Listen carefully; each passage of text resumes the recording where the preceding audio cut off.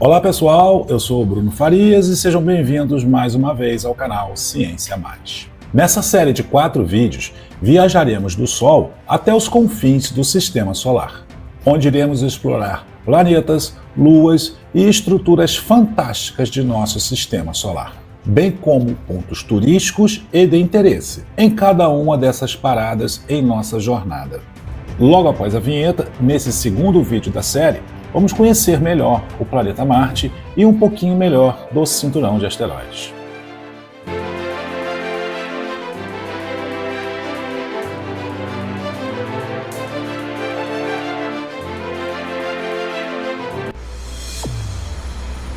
Ciência Mais, um canal de Bruno Farias da Silva. Equipada com motores iônicos de última geração, que aceleram partículas carregadas a uma velocidade incrível, alimentados pela energia inigualável de um reator nuclear, nossa nave nos leva ao limite de nossa tecnologia. Acelerando a uma velocidade inimaginável, nos aproximamos do limite cósmico imposto pela teoria da relatividade. Em nosso universo, nada pode ultrapassar essa velocidade, que sabemos ser a velocidade da luz e que vale 300 mil km por segundo. Mas nossa nave desafia a própria natureza do tempo e do espaço, e é capaz de nos levar à incrível velocidade de 99% da velocidade da luz. Com base nas posições planetárias atuais, como podemos ver nesse mapa cósmico, traçamos um curso preciso que nos levará a desvendar os mistérios de cada mundo que encontramos. Partindo da Terra, quando paramos para reabastecer a nossa nave, seguiremos agora nossa viagem rumo aos confins do Sistema Solar. Primeiramente, parando em nosso próximo destino. O planeta Marte. Nessa configuração orbital, 220 milhões de quilômetros separam a Terra de Marte, e viajando a 99% da velocidade da luz, o tempo de viagem para quem fica na Terra até chegarmos a Marte será 12 minutos e 21 segundos. Para nós embarcados em nossa nave, devido à relatividade do tempo, o tempo decorrido de viagem entre a Terra e Marte será de apenas 15 segundos de viagem. Ao orbitarmos o planeta Marte, será impossível não notarmos sua superfície homogeneamente avermelhada, daí seu apelido, Planeta Vermelho. Isso acontece porque o óxido de ferro, mais conhecido como ferrugem, é o principal responsável pela cor avermelhada desse planeta. Ao longo de bilhões de anos, as rochas marcianas ricas em ferro entraram em contato com o oxigênio presente na atmosfera marciana, oxidando-se e adquirindo essa tonalidade característica. Mas se a Terra tem muito mais oxigênio que a atmosfera marciana, por que o mesmo não acontece na Terra? Por que as rochas e a superfície terrestre não são tão avermelhadas quanto em Marte? Essa oxidação de rochas e minerais também acontece na Terra, mas a presença de água líquida e a atividade geológica constante ameniza esse efeito avermelhado em nossa superfície, tornando a cor avermelhada visível, porém em menor escala do que em Marte, onde a hematita, um tipo específico de óxido de ferro, é particularmente abundante e contribui significativamente para a cor avermelhada do planeta. Tempestades imensas de areia são comuns na superfície de Marte, e algumas delas são tempestades globais, tomando conta de todo o planeta, como podemos ver aqui na tela. Essas tempestades acontecem porque a superfície marciana é recoberta por uma fina camada de areia e poeira oriunda do óxido de ferro da decomposição de suas rochas. E como em Marte a atmosfera é muito mais tênue que a da Terra, composta principalmente por dióxido de carbono e com baixa pressão atmosférica. Essas partículas de poeira são facilmente levantadas pelos ventos, criando um dos eventos climáticos mais complexos e de grande escala que podem durar semanas e cobrir todo o planeta. Os ventos que causam essas tempestades imensas são gerados a partir das grandes variações de temperatura entre o dia e a noite em Marte, pois devido à atmosfera marciana ser muito mais tênue do que a atmosfera terrestre, ela não consegue reter o calor que recebe do Sol durante o dia, fazendo com que as temperaturas caiam drasticamente à noite. Aliado a tudo isso, a ausência de água líquida na superfície marciana impede a formação de nuvens e precipitações, o que contribui para a aridez do ar, facilitando a suspensão de partículas de poeira. A temperatura em Marte pode variar significativamente ao longo de um único dia marciano, que dura cerca de 24 horas e 37 minutos, muito próxima à duração do dia na Terra. Durante o dia, a radiação solar aquece a superfície marciana, elevando as temperaturas a valores que podem chegar a 20 graus Celsius em algumas regiões. No entanto, à noite, com a ausência da luz solar, a temperatura despenca rapidamente, podendo atingir valores abaixo de menos 73 graus Celsius. Essa grande amplitude térmica é resultado da ausência de grandes massas de água que regulem o clima, como ocorre na Terra, além de que a atmosfera marciana é extremamente fina e não consegue reter o calor de forma eficiente, pois ela é composta principalmente de dióxido de carbono, com uma pressão atmosférica média de apenas 1% da pressão atmosférica terrestre. As temperaturas mínimas durante o inverno marciano podem chegar a valores próximos a menos 140 graus Celsius. Indo a Marte, não poderemos deixar de visitar seus 2 pontos turísticos mais famosos. O primeiro deles é o Monte Olimpo, o maior vulcão do Sistema Solar. Embora ele esteja extinto, sua altura é de cerca de 24 quilômetros, quase 3 vezes mais alto que o Monte Everest. O segundo deles é o Valles Marineris, o Grande Canyon marciano, muito parecido com o Grande Canyon nos Estados Unidos. Trata-se de um gigantesco sistema de cânions que se estende por cerca de 4.000 quilômetros, com até 7 quilômetros de profundidade e 200 quilômetros de largura em alguns pontos. Para se ter uma ideia da sua grandiosidade, ele é cerca de 10 vezes mais longo e 5 vezes mais profundo que o Grand Canyon na Terra. Acredita-se que tenha sido esculpido por água e ventos ao longo de bilhões de anos. Falando em água em Marte, evidências científicas robustas indicam que Marte, em seu passado remoto, abrigava água líquida em sua superfície. A presença de antigas redes de vales e leitos de rios secos, como nesse mosaico de fotografias que você pode ver aqui na tela, demonstra claramente a erosão causada pela passagem da água por rios, que se formam apenas na presença de água líquida. Acredita-se que a perda gradual da atmosfera marciana, causada por diversos fatores, como a baixa gravidade e o vento solar, tenha levado à evaporação da água superficial e à transformação do planeta em um deserto frio e árido. Isso são fortes indícios de um ambiente marciano úmido e potencialmente habitável no passado. Essa discussão sobre a habitabilidade de Marte num passado distante tem gerado muita polêmica e intrigado cientistas e entusiastas do assunto por décadas, tornando-se um debate aberto e complexo, que envolve diversas disciplinas científicas, como a geologia, a astrobiologia e a climatologia. Mas eu vou apimentar ainda mais esse debate, colocando aqui algumas fotos extraídas do site oficial da NASA, e vou pedir que vocês deixem aqui nos comentários sua opinião sobre elas. Reforço que todas as fotos que vocês verão aqui foram extraídas do site oficial da NASA e não possuem nenhum tipo de edição. A primeira foto é essa, feita pela sonda Spirit, que operou na superfície marciana entre os anos 2004 e 2016. Essa foto foi feita no dia solar 16 da missão em Marte, ou seja, ela foi obtida no 16º dia de operação desse rover na superfície do planeta vermelho. À primeira vista, temos uma fotografia de diversas rochas espalhadas pelo chão do planeta, mas reparem mais atentamente nessas duas destacadas aqui. Elas não lembram o crânio fossilizado de algum animal? Pode ser pareidolia? Sim, pode ser nosso cérebro forçando reconhecermos um padrão familiar ao qual estamos acostumados. E o jogo de luzes e sombras, no momento que ela foi tirada, pode potencializar esse fenômeno. Mas vamos para a próxima foto. O Rover Opportunity obteve essa foto no dia solar 121 de sua missão. Seria isso o resto fossilizado de um braço ou perna criatura que já habitou Marte no passado?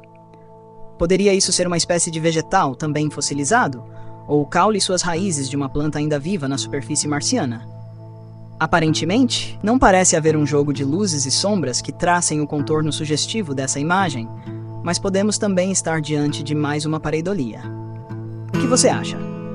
Deixe sua opinião aqui nos comentários sobre essa foto.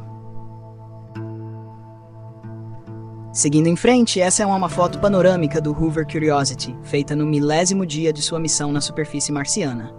À primeira vista, estamos diante de uma tradicional paisagem de Marte, com rochas e sua tradicional areia em seu solo.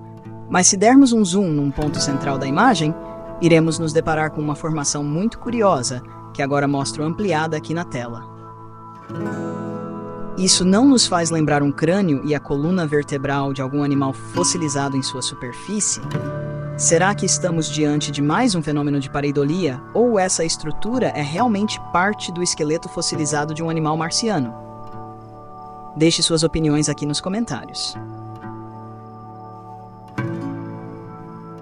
Nem só de fósseis vive o mistério de algumas fotos em Marte, mas em algumas delas parece haver alguns objetos feitos artificialmente, como nessa foto, onde à medida que nos aproximamos dela, parece que os contornos de uma colher bem grande, incrustada na rocha, surgem.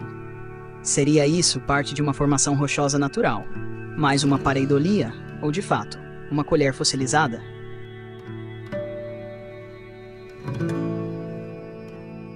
E sobre essa suposta colher que aparece isolada na superfície?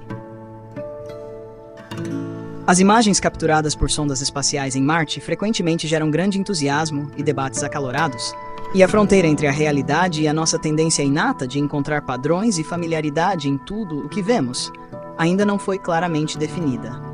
É importante manter um olhar crítico e basear nossas conclusões em evidências científicas sólidas.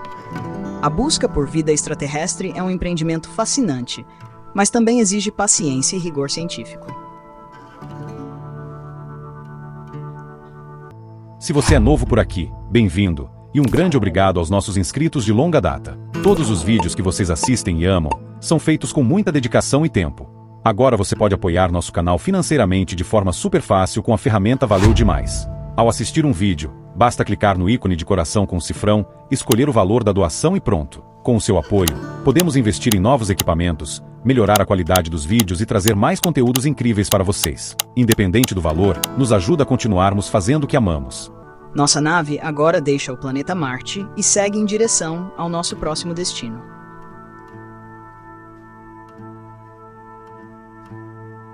O planeta não Ceres.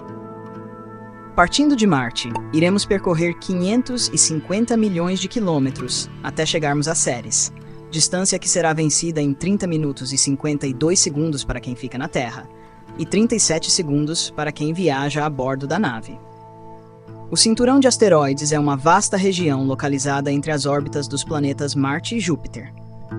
Nele, encontram-se milhões de pequenos corpos rochosos, chamados asteroides, que variam em tamanho desde minúsculos fragmentos de poeira espacial até grandes rochas com centenas de quilômetros de diâmetro, como se fossem montanhas flutuantes no espaço. Ainda não sabemos ao certo como esse aglomerado de milhões de rochas se formou. Existem duas hipóteses básicas para isso. A primeira começa há cerca de 4,6 bilhões de anos, quando o Sistema Solar estava se formando. Naquela época, uma enorme nuvem de gás e poeira começou a se condensar, formando o Sol e os planetas. Entretanto, na região entre Marte e Júpiter, o campo gravitacional intenso de Júpiter impediu que o material ali presente se aglutinasse para formar um planeta. Como resultado, em vez de formar um único corpo grande como um planeta, os pedaços de rocha e metal naquela área permaneceram fragmentados, formando o que hoje chamamos de cinturão de asteroides. Esses asteroides são, portanto, sobras dos blocos de construção originais que nunca se fundiram em um planeta. A segunda hipótese, que talvez seja menos provável, versa sobre a possibilidade dele ter se formado a partir da colisão entre dois planetas que, logo após esse evento cataclísmico, fragmentaram-se em milhões de pedaços, formando esse cinturão. Porém, os modelos atuais não endossam essa hipótese, pois se ela fosse verdadeira, os detritos resultantes dessa colisão teriam se espalhado mais amplamente pelo Sistema Solar, e não se concentrado de forma tão ordenada entre Marte e Júpiter. Porém, ainda não temos certeza plena sobre a sua origem e formação. Apesar da imagem popular de que o cinturão de asteroides seria um lugar superlotado, onde as naves espaciais teriam que desviar constantemente para evitar colisões, como vemos em alguns filmes de ficção científica, na realidade, os asteroides estão muito distantes uns dos outros. Estima-se que a distância média entre dois asteroides no cinturão seja de cerca de 1 milhão de quilômetros. Para termos uma ideia comparativa mais aplicada à nossa realidade, se cada asteroide tivesse em média o tamanho de uma abelha, o cinturão seria um enxame de abelhas, onde cada uma delas estaria distante uma da outra 5 quilômetros. Nessa escala, se uma sonda fosse do tamanho de um mosquito, as chances desse mosquito colidir com uma abelha desse enxame seria mínima. Por isso, várias sondas enviadas para além de Marte cruzaram esse cinturão sem nenhum risco ou impacto real. Dentro do cinturão, existem alguns asteroides que se destacam por seu tamanho. Um dos maiores é Vesta, com aproximadamente 530 quilômetros de diâmetro, conhecido por suas características geológicas complexas, incluindo um enorme monte em sua superfície. Pallas e Hygiea, que também possuem diâmetros significativos, também estão entre os corpos como os maiores objetos do cinturão, mas a vasta maioria dos asteroides é muito menor, variando de alguns metros a poucos quilômetros de diâmetro. O maior de todos esses corpos no cinturão de asteroides chama-se Ceres. Com cerca de 950 quilômetros de diâmetro, ele não é considerado mais um asteroide, mas sim como um planeta anão, assim como Plutão, embora quando ele foi descoberto em 1801, ele tenha sido classificado como um planeta. Ele é considerado um protoplaneta, o que significa que ele começou a se formar como um planeta durante a infância do Sistema Solar, mas sua formação foi interrompida pela influência gravitacional de Júpiter. Como Júpiter é um planeta gigante, sua gravidade perturbou a aglomeração de materiais no cinturão de asteroides, impedindo que corpos como Ceres continuassem a crescer. Isso faz de Ceres uma cápsula do tempo, preservando material que remonta aos primórdios do Sistema Solar. Imagens enviadas por missões espaciais revelaram a presença de pontos brilhantes em sua superfície, que podem ser depósitos de sais, como sulfato de magnésio. Ceres concentra cerca de 1/3 da massa total do cinturão de asteroides, o que o torna um objeto gravitacionalmente dominante nessa região. Vamos fazer uma pausa em nossa viagem antes de seguirmos em frente para os confins do Sistema Solar. Voltaremos para prosseguirmos em nossa viagem no terceiro vídeo dessa série. Chegamos ao fim por aqui, e agora vou deixar na tela uma recomendação de outro vídeo do canal que tenho certeza de que você vai adorar. É o primeiro vídeo desta série sobre uma viagem aos confins do Sistema Solar. Agradeço por assistir e pelo like, caso tenha gostado do conteúdo. Até o próximo vídeo.